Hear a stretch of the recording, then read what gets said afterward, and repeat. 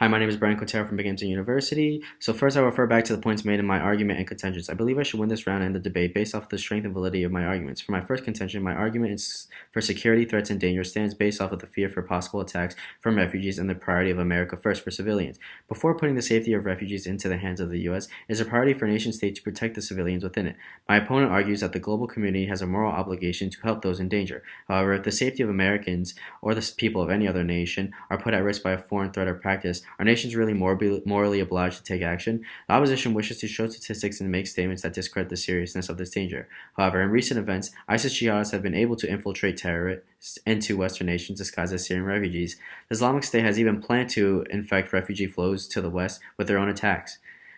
Furthermore, the CIA last year stated it's the official strategy for terrorist groups to hide operatives as refugees entering the United States and Europe. As a result, my contention stands based off the very viable danger that allowing refugees the free movement between nation states could bring.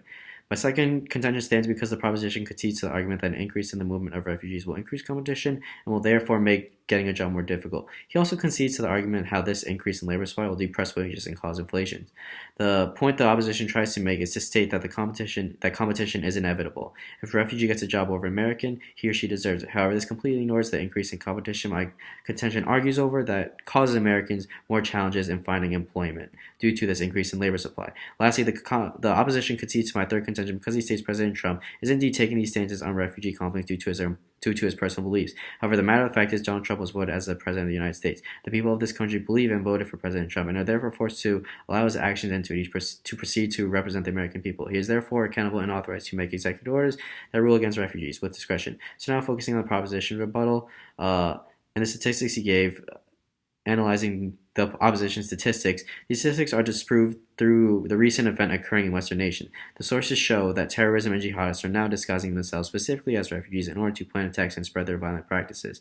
In his statement, he also fails to address the trivial amount of refugees that have entered the United States, and which these statistics are based off of. The U.S. has allowed a record of 85,000 refugees into the country in 2016. This amount of help for refugees is not even within the top 10 countries that have hosted refugees or come close to. Because of this trivial number, it is such a small sample space for an official attack to occur. Next, in the rebuttal against my second contention, the proposition fails to mention how the increase in labor supply and competition will depress wages and inflate prices. He states how competition is inevitable, especially because of immigrants, and that whoever gets the job, be a refugee or not, he or she deserves it. However, this completely disregards my argument. Just because immigrants are present within the competition doesn't mean the labor supply accounts for refugees as well. This will increase competition because competition is competition. Whether you're an immigrant, refugee, or citizen, the more competition there is, the less likely it is an American citizen will be able to get a job.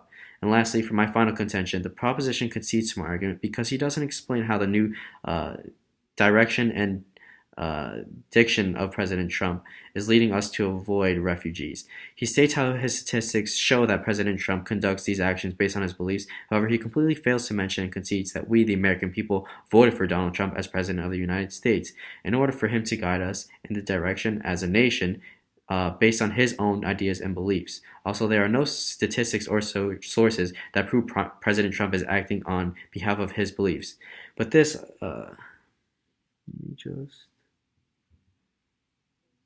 he also mentions how there's a difference in his first argument between an illegal immigrant and refugee, but the only difference there is between the two is that an immigrant is freely allowed to choose instead of fleeing their permanent residence. With this, the opposition argues that since the last time I'll be able to speak, the proposition should not be able to bring in any new arguments or answers into debate space because I'm unable to respond to new answers and should hold my arguments true. Thank you.